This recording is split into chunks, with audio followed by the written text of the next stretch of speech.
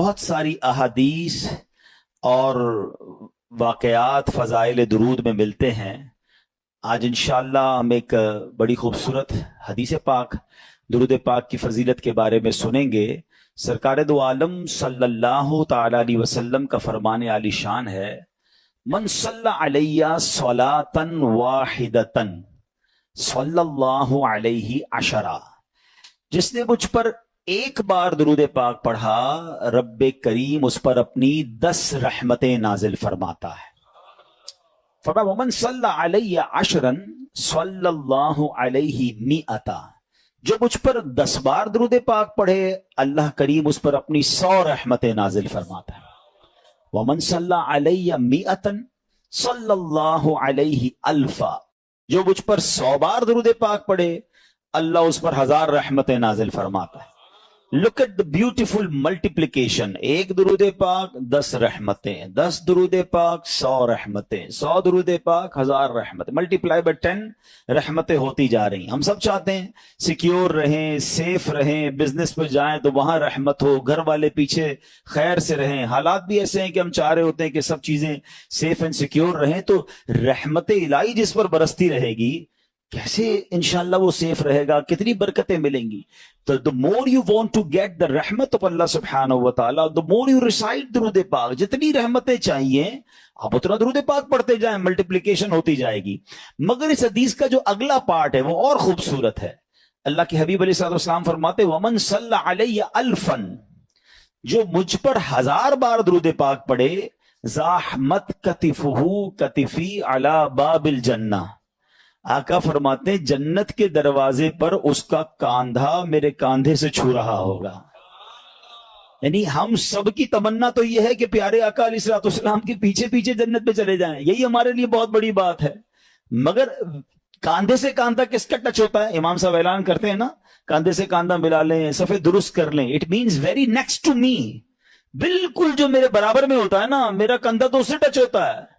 تو آقا کیا فرما رہے ہیں صلی اللہ تعالیٰ علیہ وسلم، 1000 بار درود پاک پڑھنے والے کا ڈور آف ہیون، جنت کے دروازے پر میرا کاندھا اس کے کاندھے سے چھو رہا ہوگا۔ کتنا کتنا کمال کا وظیفہ ہے۔ تو پلیز اپنی زندگی میں درود پاک کو شامل کیجئے۔ بہت سارے لوگ ملتے ہیں کہتے ہیں کوئی وظیفہ بتا دیں، کوئی سولوشن بتا دیں، کوئی اچھا سا وظیفہ بتا دیں۔ سچی بات بتا کیا ہے؟ ہر درد کی دوا ہے صلی علی محمد، ہر درد کی دوا ہے صلی علی محمد، تعویذ ہر بلا ہے صلی علی محمد۔ اللہ کرے کہ ہم اس کو انڈرسٹینڈ کرنے والے بن جائیں اور ہماری زبان درود پاک سے تر رہے۔ آئیے مل کر محبت کے ساتھ بآواز بلند درود پاک پڑھ لیں، صلو علی الحبیب صلی اللہ تعالی علی محمد صلی اللہ علیہ وسلم۔ آپ کی ایج تھی ایک روایت کے مطابق 18 یا 20 سال۔ اب جس ایریا میں رہتے تھے وہاں ہوتی تھی بت پرستی، لوگ بتوں کی پوجا کرتے تھے، آپ ان بتوں سے بڑے بیزار تھے، اب اللہ وحدہ لا شریک کی عبادت کرتے تھے۔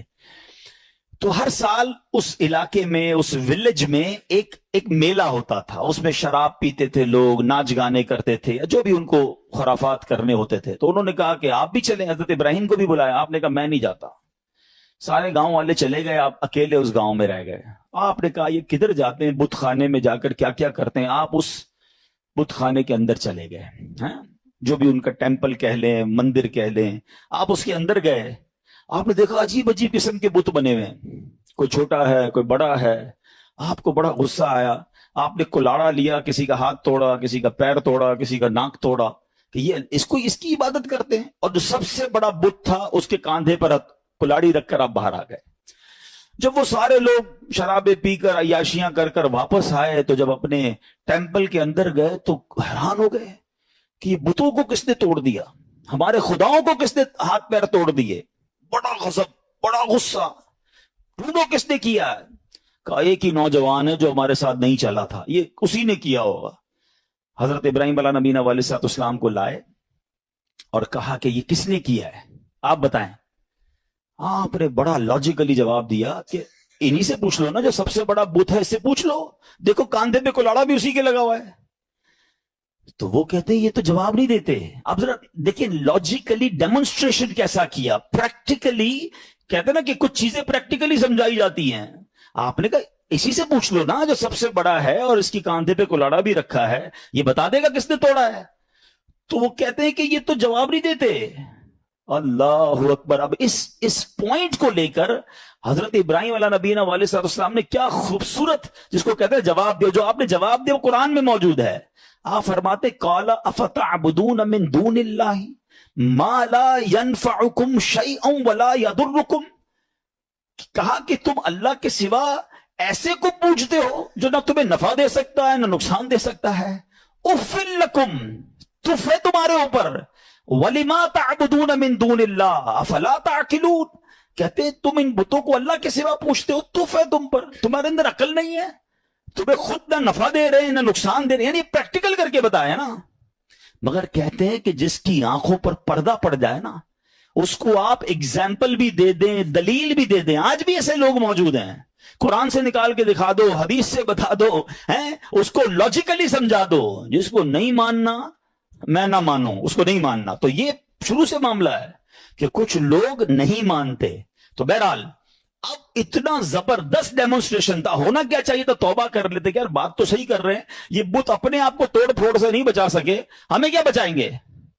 مگر اینڈ آف دا ڈے کیا ہوا, ان ظالموں نے کیا کہا کہ اب ان کو پکڑ کر ان کو جلا دو. قرآن میں یہ الفاظ موجود ہیں, حرکوہ وانصروا آلہتکم ان کنتم فاعلین. ان کو جلا دو اور اپنے خداؤں کی مدد کرو اگر تمہیں کرنا ہے. اب ان ظالموں نے حضرت ابراہیم علیہ نبینا علیہ السلام کو پکڑ لیا, ان کو گرفتار کیا, اور اب پلان کیا تھا کہ اب آگ میں ڈالنا ہے. اچھا وہ کوئی چھوٹی موٹی آگ نہیں تھی, ایک بندے کو جلانے کے لیے بہت تھوڑی سی آگ بھی کافی تھی. انہوں نے دنیا کی ہائیسٹ فائر ایسٹنگوش کی, اتنی بڑی آگ لگائی کہ وہ ایریا نو فلائنگ زون بن گیا, پرندہ بھی اوپر سے نہیں گزر سکتا تھا, پرندہ گر جاتا تھا آگ کے اندر. اتنی خطرناک آگ. ٹھیک ہے, اچھا جب آگ لگ گئی تو ہوا کیا, آسمان اور زمین کی تمام مخلوقات نے اللہ کی بارگاہ میں عرض کرنا شروع کر دی کہ اے خداون تیرے خلیل آگ میں ڈالے جا رہے ہیں. اے اللہ ان کے سوا دنیا میں تیرا کوئی نام لینے والا نہیں ہے, عبادت تیری یہی کرتے ہیں. اللہ تو ہمیں اجازت دے کہ ہم ان کی مدد کریں. تو اللہ کریم نے کیا جواب ارشاد فرمایا کہ وہ میرے خلیل ہیں, میں ان کا معبود ہوں, اگر ابراہیم تم سے مدد طلب کریں تو کرو ان کی مدد. اب حضرت ابراہیم علیہ نبی علیہ السلام جو ہیں ان کے پاس ایک پانی کا فرشتہ آیا, کہتا حضور بس آرڈر کر دیں, اجازت دیں, ابھی بارش برساتا ہوں, بند ہو جائے گی. اب فرماتے مجھے تمہاری مدد کی ضرورت نہیں ہے, میرا رب دیکھ رہا ہے, اگر وہ چاہے گا تو میری مدد کر دے گا, باقی مجھے تمہاری مدد کی حاجت نہیں ہے. اچھا اب کیا ہوا, ہوا کا فرشتہ آیا, کہتا ہے بس آرڈر کریں, ابھی ہوا چلے گی, یہ ساری آگ بجھ جائے گی, مجھے تمہاری مدد کی ضرورت نہیں ہے, میرا رب دیکھ رہا ہے, اگر وہ چاہے گا تو مدد کر دے گا. اچھا اب فرشتوں کو تو منع کر دیا, اب یہ فرماتے مجھ کو میرا اللہ کافی ہے, وہی بہترین کارساز ہے, جب چاہے گا میری مدد فرمائے گا, اس کی مرضی ہے, میں اس میں راضی ہوں. اچھا اب جب آگ میں ڈالا جانے لگا نا تو اب حضرت جبریل آئے, کہتے حضور اللہ سے تو عرض کر دیں, آپ ہماری مدد نہیں لے رہے, آپ اپنے رب سے تو کہیں نا کہ وہ آپ کی مدد کرے. آئے ہائے, جواب سنو حضرت ابراہیم کا, لیول آف یقین دیکھو. آپ فرماتے میرے حال کو وہ خوب جانتا ہے, وہ دیکھ رہا ہے نا, اسے معلوم ہے میں کس تکلیف میں ہوں, میں راضی ہوں, اگر اس نے مدد کرنی ہوگی تو وہ مدد کر دے گا. پنجابی شاعر نے ایک بہت خوبصورت شعر کہا ہے, اور یہ ایکچولی اس پورے واقعے کو بڑے خوبصورت انداز میں ڈیفائن کرتا ہے کہ جے سونا میرے دکھ وچ راضی, جے سونا میرے دکھ وچ راضی, میں سکھ نو چلے پاوا ہو. کہتے مجھے کیا کرنا ہے سکھ کا, اگر میرا رب میرے دکھ میں راضی ہے نا تو میں بھی اسی پہ راضی ہوں. یہ وہ لیول ہے جو اللہ والوں کو نصیب ہوتا ہے. آپ ان کے پاس اتھارٹی تھی, ایسا نہیں تھا بے بس تھے, آپ کو باندھ دیا گیا تھا, آپ کو آگ میں ڈالا جانا تھا, ان کے پاس اتھارٹی تھی, فرشتے آ رہے تھے, مگر آپ کہتے ہیں مجھے نہیں مدد کی ضرورت تمہاری, رب دیکھ رہا ہے نا, وہ کر دے گا مدد. اچھا ایج کیا ہے, 18 to 20 years, ये कोई बहुत बड़ी एज नहीं थी। इस यंग एज में आपका लेवल ऑफ तवक्कुल और लेवल ऑफ ट्रस्ट ऑन अल्लाह सुब्हानहू व तआला क्या था। और अब क्या हुआ, अब आपको आग में फेंक दिया गया। अच्छा, आप आग में जो गए थे ना, आपने एक दुआ पढ़ी थी, ला इलाहा इल्ला अंता सुब्हानका लकल हम्दु व लकल मुल्कु ला शरीक लक। अब जब आप आग के शोलों में दाखिल हुए तो अब अल्लाह करीम की तरफ से आग को ऑर्डर क्या दिया गया, आपने नहीं मांगा, मगर रब की तरफ से क्या ऑर्डर दिया गया वो भी कुरान में मौजूद है। अल्लाह फरमाता कुल ना या नारु कूनी बरदौ व सलामन अला इब्राहिम। रब फरमाता है, हमने फरमाया ए आग हो जा ठंडी और सलामती इब्राहिम पर। उलमा ने इसकी भी तफसीर बयान की कि अगर अल्लाह की तरफ से सिर्फ ये हुक्म होता ना ठंडी हो जा, तो हजरत इब्राहिम को ठंड लगना शुरू हो जाती, इतनी ठंडी हो जाती। हाय हाय, अल्लाह ने इंतजाम भी फरमाया तो कैसा फरमाया, ठंडी भी हो जा सलामती वाली भी हो जा। अच्छा, आग बुझी नहीं थी, ये भी याद रखिएगा, आग मौजूद थी। ऐसा नहीं हुआ कि हजरत इब्राहिम आग में गए और आग बुझ गई, चैप्टर क्लोज, नहीं, आग जल रही है। हजरत इब्राहिम अंदर है उस आग में। कितनी देर रही है पता है आपको? है कुछ समझते हैं 1 मिनट 2 मिनट 5 मिनट के बाद आप बाहर आ गए। उलमा फरमाते, मुफस्सिरीन कहते हैं, बाज तफसीरों में लिखा 7 डेज, 7 दिन आग के अंदर रहे। एक तफसीर में है 40 दिन और एक तफसीर में 50 डेज आग में रहे। यानी वो काफिर जो बाहर खड़े थे वो तो समझे चैप्टर क्लोज हो गया है, मगर जब आप बाहर आते हैं आपका बाल भी भीगा नहीं होता है। आग का काम चलाना है, मगर रब चाहे तो वो आग ही हिफाजत करने वाली बन जाती है। हम असल में असबाब पर नजर रख रहे हैं कि यार ये हो जाएगा तो ये हो जाएगा, ये हो जाएगा तो ये नुकसान हो जाएगा। ये मैं और आप समझ रहे हैं, मेरा रब चाहे तो वो आग को गुलजार बना सकता है। इस पूरे वाक्य पर शुअरा ने बड़ी कमाल की शायरी की है। एक बड़ा कमाल का शेर है। असल में इस वाक्य से बहुत सारी बातें सीखने को मिलेंगी। एक बात सीखने को पता क्या मिल रही है, हर चीज लॉजिक पर नहीं होती है, हर चीज अकल पर फैसले नहीं करने होते। हमारे पास कैलकुलेटर है ना, हम जिंदगी के बहुत सारे फैसले कैलकुलेटर पर करते हैं। बाज़ औक़ात लोग ज़कात देते ना, कहते हैं यार 10 करोड़ रुपए हैं 25 लाख रुपए ज़कात निकल जाएगी, ओए होए तो पैसे कम हो जाएंगे, 9 करोड़ 75 लाख रह जाएंगे। कैलकुलेटर क्या बता रहा है, पैसे कम हो जाएंगे। एक मेरा आपका कैलकुलेटर है, एक रहमत का कैलकुलेटर है।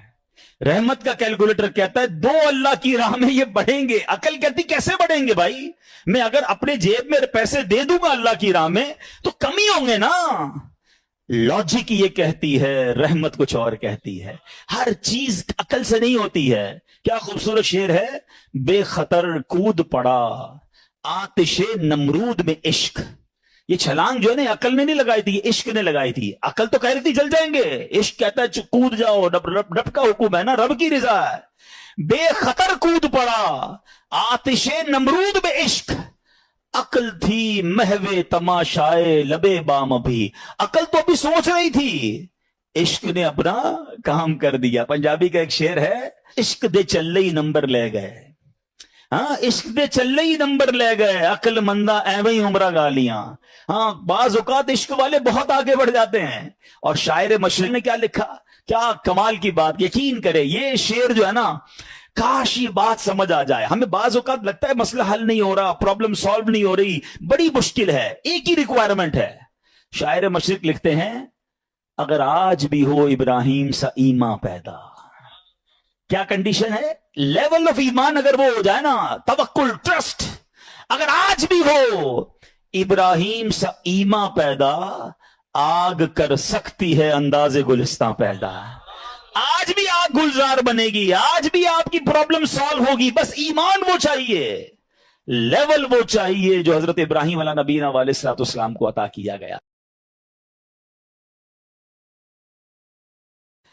आप फरमाते हैं जो ये चाहता है कि सबसे ज्यादा कवि हो जाए तो उसे चाहिए कि अल्लाह अज़्ज़ व जल पर तवक्कुल करे, और जिसको ये पसंद हो कि वो जमाने में बाइज्जत हो जाए उसे चाहिए तकवा इख्तियार करे, और जिसको ये बात पसंद हो कि सब लोगों से ज्यादा दौलतमंद हो जाए तो अपने पास मौजूद शय से ज्यादा उस पर एतमाद करे जो अल्लाह ताला के दस्ते कुदरत में है।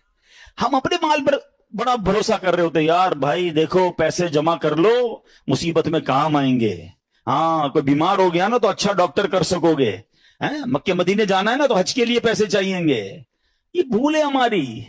مجھے بتائیے، آپ کے پاس کروڑوں روپے ہیں، آپ دنیا کا بیسٹ ڈاکٹر ہائر کر لیں، بیسٹ ہاسپٹل میں چلے جائیں، اللہ نے شفا نہیں دینی تو نہیں دینی۔ ہاں مجھے کووڈ کا زمانہ یاد آ گیا، پیسے کم تھے لوگوں کے پاس، منتیں کر رہے تھے کہ ہاسپٹل میں کمرہ مل جائے، بیسٹ کمرہ لے لیا، سلنڈر لے لیا، بڑی سورسیں لگتی تھی۔ مجھے یاد ہے اچھی طرح، مجھے دبئی سے کال آئی تھی، بہت اچھے ہمارے دوست ہیں، اللہ نے ان کو بہت نوازا ہے، بہت نوازا، اور مطلب وہ بندہ ایسا ہے کہ پورا ہاسپٹل خرید سکتا ہے۔ اس نے مجھے فون کیا کہ عبدالحبیب بھائی میرے چچا جو ہیں کووڈ ہو گیا ان کو، اس وقت بڑا خوف تھا کراچی میں، پورا کراچی لاک ڈاؤن میں تھا، کہہ رہا یار کچھ کر دیں، جتنے پیسے خرچ ہوتے ہیں بتائیں، ان کو کوئی کمرہ، ان کو کوئی ہاسپٹل میں جگہ نہیں مل رہی ہے، سلنڈر نہیں مل رہا، کچھ کریں۔ یعنی وہ کروڑ 2 کروڑ 5 کروڑ بھی خرچ کر دیتے، کچھ نہیں ہوا، اور 2 سے 3 دن بعد ان کا وصال ہو گیا۔ کدھر گئے پیسے، کدھر گئی سورس ہے؟ یاد رکھیے گا۔ اور آپ نے بھی دیکھا ہے، میں نے بھی دیکھا ہے، بندے کے پاس کچھ نہیں ہے، ڈاکٹر کہتے نہیں بچے گا۔ میں کل ایک مریض سے مل کے آیا ہوں، کبھی کہیں گے تو آپ کو انشاءاللہ یہاں لا کے ان سے بات کرواؤں گا۔ مجھے کہتے ہیں میری رپورٹ میں نے ڈاکٹر کو دکھائی کہ 3 مہینے ہیں تمہارے پاس، 3 مہینے۔ کل رات میری ملاقات ہوئی، کہہ رہے اس بات کو 4 سال ہو گئے ہیں۔ میں انہوں نے اپنے روحانی علاج کچھ کیا، وظائف پڑھے، مجھے بتایا سارا، انہوں نے پورا سسٹم بتایا۔ میرا رب چاہے نہ، انہوں نے کہا اس کے بعد میں نے کوئی بایوپسی نہیں کرے، لیور کینسر، کہہ رہے تمہیں ٹرانسپلانٹ کرا لو ورنہ 3 مہینے۔ کہتے نہ میں نے بایوپسی کرائی، نہ میں نے کیمو کرائی، مجھے کچھ وظائف ملے، میں نے وہ وظائف کیے، اللہ نے مجھے، آپ کے سامنے بیٹھا ہوں، میری محفل میں میرا بیان سن رہے تھے، جسے اللہ رکھے اسے کون چکے۔ تو یہ توکل ہے نا، یہ جو اسباب پر پاگل ہوئے ہیں نا ہم لوگ۔ اچھا لوگ کہتے ہیں پیسے ہوں گے تو خوش رہیں گے، یہ بھی بے وقوفی ہے۔ میں اس مسجد میں آیا ہوں، یہ بہت سارے امیر بیٹھے ہیں، کروڑ پتی بھی نظر آ رہے ہیں، شاید ارب پتی بھی ہوں گے۔ یہ بھی بھول ہے، یہ ہمارے کچھ اسلامی بھائی کو انفیریورٹی کمپلیکس ہوتا ہے، یار پیسے ہوں گے نا تو ذرا خوشی ملے گی۔ یہ بے وقوفی ہے آپ کی، پیسوں سے خوشی نہیں ملتی ہے۔ اگر پیسوں سے خوشی ملتی ہوتی نا، دنیا میں کوئی امیر غمزدہ نہ ہوتا۔ میں آپ کو ایک بڑی عجیب بات کہنے جا رہا ہوں، بڑی تجربے کی بات کہنے جا رہا ہوں۔ دنیا میں جو ہے نا، ہر کوئی سخی نہیں ہوتا۔ زندگی کی گاڑی مسائل کے پہیوں پر ہی چلتی ہے۔ امیر کے دکھ اور ہیں، غریب کے دکھ اور ہیں۔ ہاں مشہور آدمی کے دکھ، آپ کو کوئی مشہور لگتا ہے نا، اوئے ہوئے کیا فیم ہے بھائی، جدھر جاتا ہے لوگ جمع ہو، اس سے پوچھو وہ لائف کیسے گزار رہا ہے، اس کی ٹینشن اور ہے۔ جس کو کوئی نہیں جانتا اس کی ٹینشن اور ہے۔ کاروبار کرنا چاہیے جناب، کاروبار میں بڑو مزو ہے، کاروباری کے دکھ اور ہیں، نوکری والے کے دکھ اور ہیں۔ تو یہ دنیا مسائل کے ساتھ ہی چلے گی۔ آپ کو اللہ کی رضا پر راضی رہنا ہے۔ آپ دوسروں کی مسکراہٹ دیکھ کر سمجھتے یہ سب سے زیادہ خوش ہے، کبھی بیٹھو اس سے اس کے دکھ پوچھو، پریشان ہو جاؤ گے۔ ہمارا تو کام ہی یہی ہے نا، آپ یقین کریں، کبھی کبھی کسی کے گھر جاتے ہیں نا، بڑا بنگلہ، وہ بڑا 15 کروڑ کی گاڑیاں کھڑی ہیں، باہر گارڈ کھڑے ہیں، بندہ بولے بھائی کمال عیش کی زندگی ہے، ڈرائنگ روم میں لے جا کے بولتا حاجی صاحب آپ سے کام ہے، اور کان میں آ کے جب اپنا مسئلہ بتاتا ہے نا، بندہ بولے یار اس سے زیادہ تو میں سکھی ہوں یار، اتنی بڑی ٹینشن میں بیچارہ۔ تو یہ نہ سمجھیں، یہ تو قرآن کا اعلان ہے، ہمیں ٹیسٹ دیا جائے گا، ہمیں آزمایا جائے گا، be ready for that test. کیا کہتا ہے قرآن؟ وَلَنَبْلُوَنَّكُمْ بِشَيْءٍ مِّنَ الْخَوْفِ وَالْجُوعِ وَنَقْصٍ مِّنَ الْأَمْوَالِ۔ کمال دیکھیں، رب نے یہ فرمایا تمہیں عنقریب آزمائیں گے۔ اچھا یہ نہیں کہا کہ آزمائیں گے کسی بھی چیز سے، لسٹ بھی دے دی ہے، کوسچن پیپر ڈکلیئر ہے، وَلَنَبْلُوَنَّكُمْ بِشَيْءٍ مِّنَ الْخَوْفِ، تمہیں خوف آئے گا، کبھی دشمن کا خوف آتا ہے، کبھی بدنامی کا خوف آتا ہے، کبھی لگتا ہے یار یہ چیز خراب ہو جائے گی، والجوع، تمہیں بھوک لگے گی، تمہارے پیسے کم ہو جائیں گے، غربت آ جائے گی، پھر کیا فرمایا؟ نقص من الاموال، تمہارے مال کم ہو جائیں گے، شپمنٹ خراب ہو جائے گی، کوئی مال لوگے وہ مال بیکار ہو جائے گا، آپ کا آرڈر خراب ہو جائے گا، ہوتا ہے کاروبار میں۔ پھر کیا فرمایا؟ الانفسی والثمرات، تمہاری باڈی میں پرابلم آئے گی، چلتے چلتے بیماری آ جاتی ہے، بندہ کہتا ہے یار کچھ سب چیزیں سیٹ تھی، یہ کیا ہو گیا، یہ کیا نکلا ہے ٹیسٹ کے اندر، یہ تو ہونا تھا۔ پھر کیا فرمایا؟ والثمرات، تمہارے پھل خراب ہو سکتے ہیں۔ کیا خوبصورت قرآن نے پہلے سے بتا دیا ہے، مگر اس ٹیسٹ میں جو پاس ہوگا، کیا فرمایا؟ وَبَشِّرِ الصَّابِرِينَ، خوشخبری صبر والوں کے لیے، be ready for that test. اور اس ٹیسٹ سے جب آپ گزر جاؤ گے نا، پھر کیا فرمایا؟ الذین اذا اصابتهم مصیبہ قالوا انا للہ وانا الیہ راجعون. جب ان پر کوئی مصیبت آتی ہے تو کہتے ہیں اللہ ہی کا مال ہے, اللہ ہی کی طرف لوٹ جانا ہے. تو اللہ کرے کہ ہمارا یہ مائنڈ سیٹ بن جائے کہ جب ہمارے اوپر کوئی, ہمیں جیسے پتہ چلے یار لاس ہو رہا ہے, دشمن سامنے آ گیا ہے, کوئی باڈی میں پرابلم آ رہی ہے, کوئی ٹینشن آ رہی ہے, تو الارم بج جائے میرا ٹیسٹ شروع ہو گیا ہے, میں نے وبشر الصابرین کا مجدہ لینا ہے, ان اللہ مع الصابرین کا انعام لینا ہے, میرا یہ ٹیسٹ ٹائم آ گیا ہے, اب مجھے ثابت قدم رہنا ہے, اب مجھے شکوہ نہیں کرنا ہے, اللہ کی رضا پر راضی رہنا ہے. یقین جانو جس دن آپ نے یہ ٹیسٹ پراپر پاس کر لیا, اس کے بعد ایسی خوشخبری ملنی ہے کہ آپ کی عقل حیران ہو جانی ہے. بس ہمیں اللہ پر بھروسہ رکھنا ہے, اللہ پر یقین رکھنا ہے, اور وہ رب کیسے عطا فرماتا ہے. سبحان اللہ. ایک اور ایمان افروز واقعہ سنیں, پھر میں آپ کو ایک کمال کی آیت سناؤں گا. ہوا کیا, ایک بزرگ تھے حضرت حاتم اسم, بہت بڑا نام ہے, ٹھیک ہے. ان کا توکل بہت کمال کا تھا. ایک رات اپنے رفقا سے, اپنے دوستوں سے بات کر رہے تھے, تو حج کا ذکر نکل آیا, تو ان کے دل میں بھی حرمین طیبین جانے کی تڑپ بڑھ گئی. تو گھر تشریف لائے اور اہل خانہ سے کہتے ہیں اگر مجھے اجازت دو تو میں حرمین طیبین چلا جاؤں. تو بیوی بچوں نے کہا کہ ہمارے پاس تو پیسے ہی نہیں ہیں, فاقے چل رہے ہیں, اور آپ مکے مدینے جانے کی بات کر رہے ہیں, اور آپ چلے گئے تو ہمارا پیچھے کیا حال ہوگا. بھروسہ اللہ پر نہیں ہے, اسباب پر, چیزوں پر. تو وہ ایک چھوٹی بچی تھی, وہ کیا کہتی ہے, اگر تم لوگ اجازت دے دو تمہارا کیا جائے گا, یہ جہاں جانا چاہتے جانے دو, یہ رزق دینے والے تھوڑی ہیں, کہتے یہ رازق تھوڑی ہیں, رزق ملنے کا وسیلہ ہیں. جب گھر کے دیگر افراد نے بچی کا توکل دیکھا تو کہتے بچی ٹھیک تو کہہ رہی ہے, اللہ کے گھر ہی جا رہے ہیں, آپ چلے جائیں. حضرت کو اجازت دے دی گھر والوں نے, آپ حج پر روانہ ہو گئے. آپ صبح ہوئی تو آپ کے جیسے ہی حج کی خبر پھیلی تو آپ کے پڑوسی آ گئے, یہ آپ نے کیا کیا. اس بچی کو برا بھلا کہنے لگے کہ آپ کو اجازت نہیں دینی چاہیے تھی, آپ کے ابو چلے گئے, آپ کے کھانے پینے کے مسائل ہیں. اچھا پہلے ایسا تو نہیں تھا کہ 15-20 دن 40 دن کا حج تھا, کئی مہینوں کا ٹریول ہوتا تھا, جاتے تھے آتے تھے, آلموسٹ 4 to 6 month, ہو سکتا ہے سال کا سفر ہو. تو اب بچی کو یہ کہنے لگے کہ تمہیں اجازت نہیں دینی چاہیے تھی. آئے ہائے, جب اس بچی نے یہ سنا نا تو آسمان کی طرف سر اٹھایا اور کہنے لگی کہ اے میرے مالک, اب مجھے ان لوگوں کے سامنے رسوا نہ کرنا, تیرے بھروسے میں نے کہا تھا, اب تو نے رسوا نہیں کرنا. اچھا ہوا یہ کہ اس شہر کا جو حاکم تھا, جو سمجھ لے بادشاہ تھا یا گورنر کہہ لیں, وہ شہر کے گشت پر نکلا اور ٹریول کرتے کرتے اسے پیاس لگی, تو اسی حضرت حاتم اسم کے گھر کے دروازے پر آ کر دروازہ بجایا جاتا ہے. کہا گورنر صاحب آئے ہیں, ذرا پانی پلا دیں, پیاس لگی ہے. ان کی زوجہ کہتی یا اللہ, ہم وہ لوگ ہیں جن کے اپنے کھانے پینے کے پرابلمز ہیں, اور ہمارے دروازے پر شہر کا حاکم آ کر پانی مانگ رہا ہے. اے اللہ تیری قدرت. پانی پلایا تو کسی پڑوسی نے آ کر کہا کہ یہ بڑے غریب لوگ ہیں اور ان کے والد صاحب حج پہ چلے گئے ہیں, حضرت حاتم اسم ہیں, اور ان کے گھر میں تو فاقے چل رہے ہیں. تو بادشاہ نے کہا کہ انہوں نے ہم پر مہربانی کی, ہمیں پانی پلایا, ان کو ایسے خالی ہاتھ تو نہیں چھوڑنا چاہیے. اس نے اپنے جو پیٹی باندھتے تھے اس زمانے میں, اپنی پیٹی اتاری اور ان کے گھر میں ڈال دی, اور اپنے سارے سپاہیوں سے کہا سب اپنی اپنی پیٹی ڈال دو. سب نے پیٹی کھولی اور ڈال دی. بعد میں وہ پیٹی کے بدلے پیسے آئے اور وہ مالدار ہو گئے, اتنے پیسے ہو گئے, سبحان اللہ. اب کیا ہوا, جب یہ سب کچھ آ گیا تو اب وہ بچی زاروں کے تار رونے لگی. لوگ کہنے لگے اب تو مسئلہ حل ہو گیا, اللہ نے تمہارا بھروسہ تھا, اللہ نے اتنی مہربانی کی, اتنے پیسے گھر میں آ گئے. تو وہ بچی کے جملے سنیے گا. وہ کہتی ہے کہ میں تو اس لیے رو رہی ہوں کہ ہم نے کل رات بھوک کے عالم میں گزاری, جب مخلوق نے ہمارے حال پر نظر عنایت کی تو فقر و غربت سے ہمیں غنی کر دیا, فقر و فاقہ ختم, we are now rich. وہ کہتی جب اللہ کریم ہمارے حال پر نظر فرمائے گا تو لمحہ بھر کے لیے بھی ہمیں کسی کا محتاج نہ رہنے دے گا.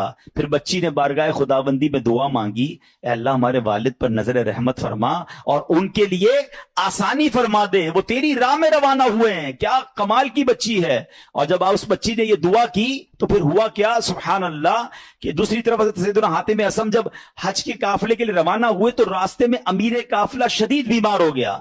لوگوں نے اس کے لیے ڈاکٹر کو تلاش کیا تو ڈاکٹر نہیں ملا.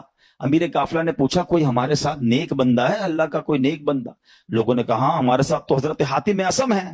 امیر کے پاس آپ گئے, امیر کے لیے دعا کی, اسی وقت اللہ پاک نے وہ تکلیف امیر کی دور کر دی.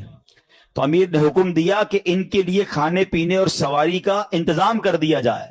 آپ رحمتullah تعالی علیہ اپنے بچوں کے لیے پریشان تھے جن کو پیچھے چھوڑ کر آئے ہیں، اسی حالت میں آپ کی آنکھ لگ گئی، خواب میں کسی نے کہا ہے عاطم جو ہمارے ساتھ اپنا معاملہ درست کر لیتا ہے ہم بھی اس کے ساتھ اپنا معاملہ درست کر لیتے ہیں۔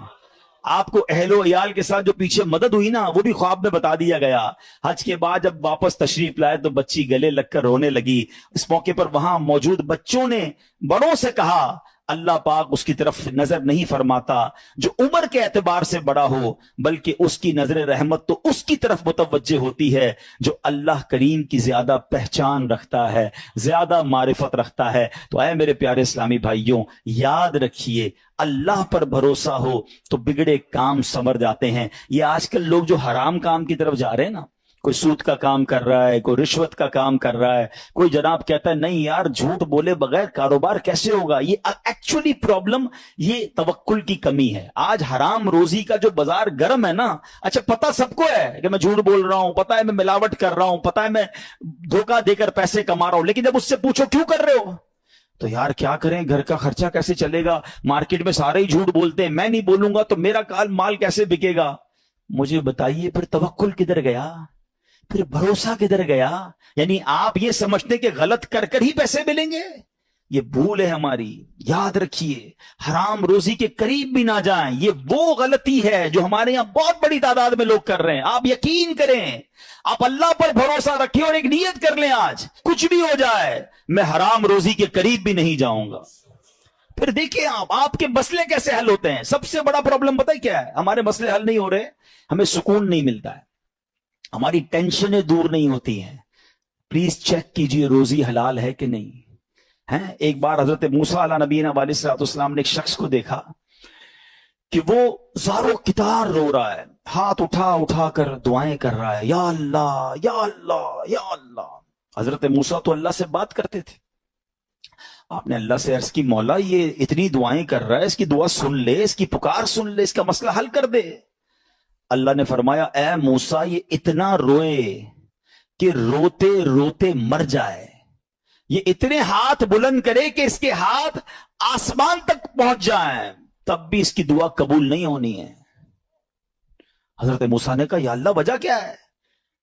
فرمایا یہ حرام کھاتا ہے، حرام پہنتا ہے اور اس کے گھر میں حرام مال ہے، خدا را اس سے نکل آئیے۔ ہمت کیجئے، ایک بار آپ بھروسہ کیجئے اللہ پر۔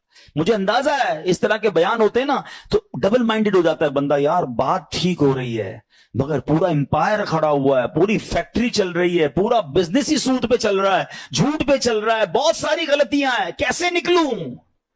اللہ سے مدد مانگنی ہے، وہ کریم ہے، وہ ضرور مدد فرمائے گا۔ ایک اور بات سنیے، یہ بعض اوقات فیملی پریشر کی وجہ سے بھی لوگ حرام کی طرف جاتے ہیں، ڈیمانڈیں ختم نہیں ہوتی نا۔ ایک اور حدیث پاک سنیے، اللہ کرے میری بہنیں سن رہی ہوں، میری مائیں میری بچیاں سن رہی ہوں، وہ بھی اس حدیث کو سنیں۔ پیارے آقا علیہ الصلوۃ والسلام نے ارشاد فرمایا لوگوں پر ایک ایسا زمانہ آئے گا کہ مومن کو اپنا دین بچانے کے لیے ایک پہاڑ سے دوسرے پہاڑ اور ایک غار سے دوسرے غار کی طرف بھاگنا پڑے گا۔ اس وقت روزی اللہ عز و جل کی ناراضگی کے ذریعے ہی حاصل کی جائے گی، یعنی طریقہ بڑا مشکل ہو جائے گا حلال کمانے کا۔ پھر جب ایسا زمانہ آئے گا تو آدمی اپنے بیوی بچوں کے ہاتھوں ہلاک ہوگا۔ اچھا بیوی بچے نہیں ہوں گے تو والدین کے ہاتھوں ہلاک ہوگا، اگر والدین نہ ہوئے تو رشتہ داروں اور پڑوسیوں کے ہاتھوں ہلاک ہوگا۔ صحابہ کرام نے عرض کی حضور وہ کیسے، یعنی بندہ اپنے بیوی بچوں پڑوسیوں ماں باپ کے ہاتھوں کیسے ہلاک ہوگا؟ اب سنیے، اللہ کے حبیب علیہ الصلوۃ والسلام فرماتے وہ اسے اس کی تنگ دستی پر عار دلائیں گے، اس کی غربت پر اسے شرم دلائیں گے، اور تو اپنے آپ کو ہلاکت میں ڈالنے والے کاموں میں مصروف کر دے گا اور انہی کے ہاتھوں ہلاک ہوگا۔ ایسا دلاسا دیتی ہے اور اتنی پریکٹیکل قرآن کی آیت ہے، یقین کریں جب پھنس جاؤ نا اس آیت کو اللہ کرے آپ یاد کر لیں، میں ریفرنس دے دیتا ہوں، آپ ایسا کریں کہ ریفرنس نوٹ کر لیں، اپنے موبائل میں نوٹ کر لیں، پھر خود قرآن پاک سے نکال لیجئے گا۔ ون آف مائی فیوریٹ آیت آف قرآن پاک، آئے ہائے ہائے کیا دلاسا دیتی ہے۔ پارہ نمبر 28 ہے، سورہ الطلاق ہے، آیت نمبر 2 اور 3، ٹھیک ہے؟ یہ آیت آپ اس کو یاد کر لو، اس کا ترجمہ یاد کر لو، جب بھی ٹینشن میں ہونا آپ یہ آیت دہرا لو۔ اب آیت سنیں کیا ہے، پورا فارمولا اللہ نے قرآن میں دے دیا ہے۔ اللہ فرماتا ہے وَمَن يَتَّقِ اللَّهَ يَجْعَل لَّهُ مَخْرَجًا، جو اللہ سے ڈرے اللہ اس کے لیے نجات کا راستہ نکالے گا، اس کو ایگزٹ ڈور ملے گا۔ پھر کیا فرمایا؟ وَيَرْزُقْهُ مِنْ حَيْثُ لَا يَحْتَسِبْ، اللہ ادھر سے روزی دے گا جدھر تمہارا گمان بھی نہیں ہوگا۔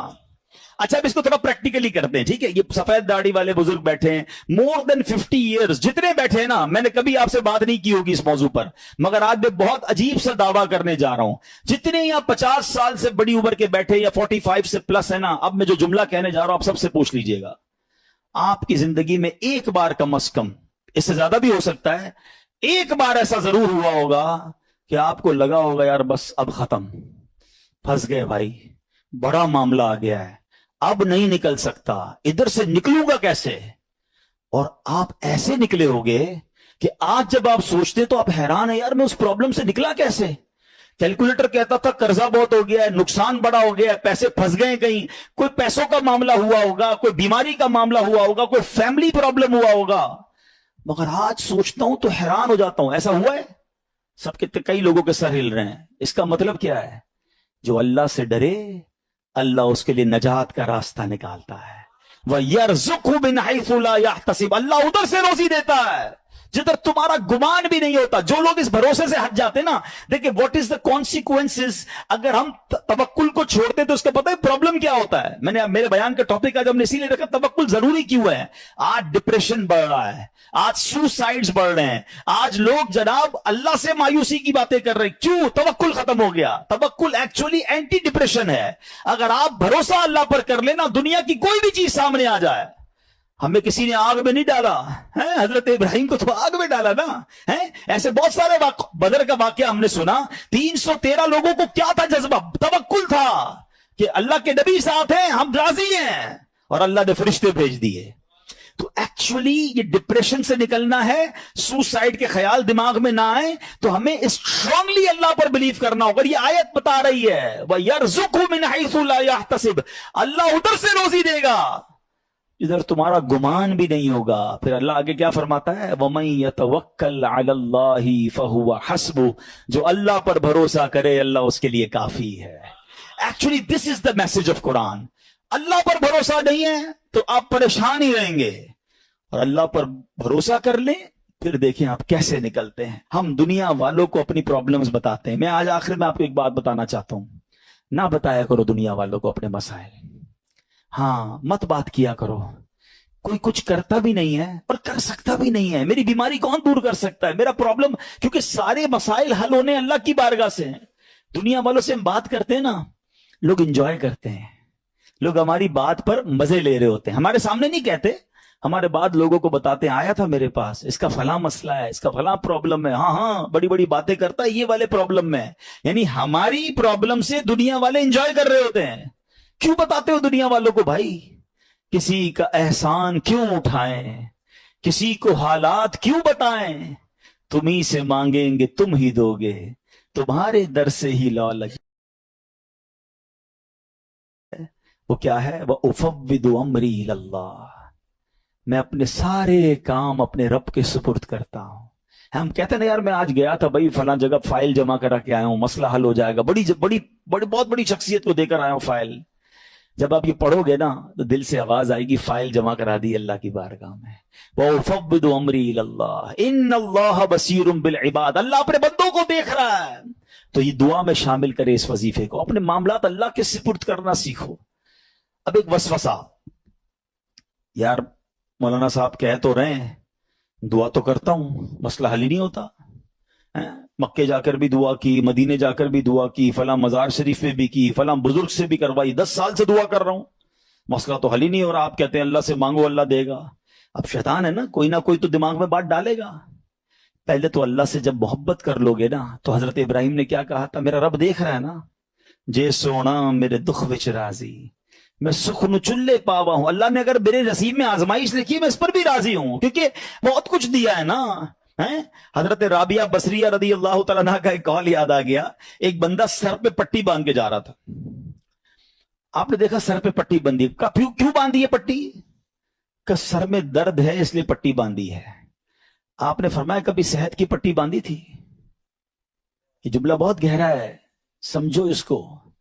یعنی یہ آپ اللہ کی ولیاں ہیں نا، یہ اللہ والے نا، ان کے نزدیک یہ بھی شکایت ہے کہ سارے شہر کو بتا رہے ہو کہ اللہ نے آج درد دیا ہے. ایک دن درد دیا تو تم پٹی باندھ کے گھوم رہے ہو. 29 دن صحت دی تو لوگوں کو بتایا. اللہ نے کتنا دیا ہے وہ کبھی اس کو آپ نے کاؤنٹ کیا؟ کبھی تھوڑی دیر کے لیے دھوپ میں کھڑا کر دیا تو آپ وبا کرنا ہم شروع کر دیتے ہیں. ساری زندگی چھاؤں میں رکھا. کبھی کبھی پرابلم آتی ہے, کبھی کبھی بیماری آتی ہے, باقی زندگی تو عیش کی ہے. تو اللہ سے محبت کرنا سیکھو. تو میں یہ کہہ رہا تھا وسوسہ کیا ہے کہ یار مانگی جا رہا ہوں, کام تو ہوتا نہیں ہے. اب میں اس وسوسے کی کاٹ آپ کو ایک ایگزامپل کے ذریعے سمجھاتا ہوں. آپ کا چھوٹا بیٹا ہو, بچہ ہو یا بھائی ہو, اس کا گلا خراب ہو جائے, بخار ہو جائے, کھانسی ہو جائے, اور وہ کہے ابو میں نے شربت پینا ہے ٹھنڈا اور آج آئس کریم بھی کھانی ہے. ہاں بھائی بتائیں کھلائیں گے؟ جواب دیں. نہیں کھلائیں. اچھا رو رہا ہے, گر گڑا رہا ہے, نہیں میں نے کھانی ہے, آج میں کھا کے رہوں گا, آپ کھلا دیں گے؟ اچھا آپ بھی نہیں کھلائیں گے. رو رہا ہے پھر بھی نہیں کھلائیں گے؟ نہیں کھلائیں گے. اچھا اب آپ کا ایک دوست ساتھ بیٹھا ہے, کہے گا یار کتنے ظالم ابو ہو, بچہ رو رہا ہے کھلا دو آئس کریم, کیا ہو گیا؟ آپ کیا رپلائی دیں گے؟ میں والد ہوں, مجھے پتا ہے کب میرے بچے کو کیا دینا ہے. یہی کہتے ہیں نا, میں والد ہوں, مجھے معلوم ہے میرے بچے کو کب کیا دینا ہے. اب ذرا دل سے میرا جملہ سننا, تم والد ہو, تمہیں پتا ہے بچے کو کب کیا دینا ہے. میرے مالک کو نہیں پتا مجھے کب کیا دینا ہے. میں رو رہا ہوں, میں گر گڑا رہا ہوں, میں ادھر جا رہا ہوں, میں ادھر جا رہا ہوں, میں سب سے دعائیں کروا رہا ہوں, نہیں ہو رہا میرا مسئلہ حل. ارے مان لو نا یہ میرے لیے بہتر ہے. میرا رب نہیں کہہ رہا یہ میرے لیے بہتر ہے. میرے ماں باپ میرے لیے برا نہیں سوچتے. تو وہ خالق اگر اس کو یہی بات منظور ہے تو یہی میرے لیے بہتر ہوگا. کاش یہ جس دن یہ توکل کا لیول مل گیا, آپ کو کبھی کسی پرابلم میں ٹینشن نہیں ہوگی. کام ہو گیا تب بھی راضی رہو گے, نہیں ہوا جب بھی راضی رہو گے کہ میرے رب نے نہیں کیا نا, یہی میرے لیے. میں نہیں سمجھ پا رہا, مجھے نہیں. بچوں کو کہاں سمجھ آتی ہے, وہ کہتے ہیں ابو اچھے نہیں ہیں, امی اچھی نہیں ہے, مجھے نہیں دے رہی چیز. ابو امی کو پتا ہے کیوں روک رہے ہیں. ارے میری آپ کی عقل اتنی, ہمیں یہ سمجھ ہے کہ بچے کو کب کیا دینا ہے کیا نہیں دینا. جس نے کائنات بنائی اسے نہیں پتا مجھے کب کیا دینا ہے کیا نہیں دینا. کچھ لوگوں کو مال علماء کہتے اس لیے نہیں دیا جاتا کہ وہ امیر ہو جائیں گے تو نافرمان ہو جائیں گے.